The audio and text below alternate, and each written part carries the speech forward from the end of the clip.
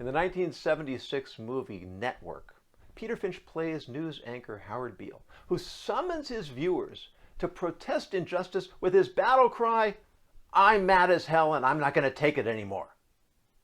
Well, I'm mad as hell. I'm mad as hell that George Floyd was murdered. Not because a white cop killed a black man, because I can't fathom how one human being can senselessly crush the life out of another while others look on and do nothing.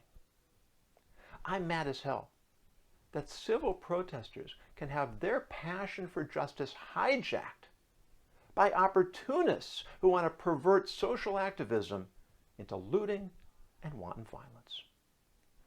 I'm mad as hell over the story of David Dorn, a 77-year-old retired police captain in St. Louis, who was gunned down on the street by rioters when he came to the aid of a neighbor whose store was being looted. I'm mad as hell when I listen to Police Chief John Hayden's voice crack as he laments the shooting of 4 of his officers by rioters on the streets of my city. I'm mad as hell about the story of David McAtee, a 53-year-old restaurant owner in Louisville, who was caught in the crossfire when the National Guard responded to shots with gunfire of their own. I'm mad as hell that a whole generation or generations of racism have left African Americans justifiably frightened whenever they're approached by law enforcement officers. I'm mad as hell that a minority of irresponsible policemen tarnish the reputation of the large majority of noble and selfless officers who put their lives on the line to keep us safe. I'm mad as hell over Darren Wilson, the St. Louis cop whose life was ruined because mob mentality erased the glaring distinction between a victim like George Floyd and a criminal like Michael Brown.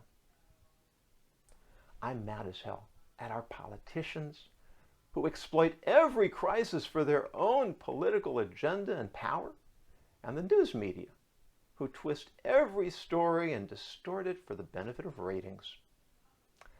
I'm mad as hell that our society continues to buy into this oversimplified white and black narrative that incites tribalism, promotes social discord, and shuts down positive collaboration.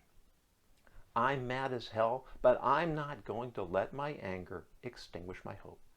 I'm not going to allow cynicism to crush idealism. I'm not going to allow frustration to cloud my vision of a better society in which we're committed to civil discourse, to constructive disagreement, and to mutual respect, where we don't merely vent our grievances, but we work together to seek solutions, however imperfect, that allow us to live in a better world.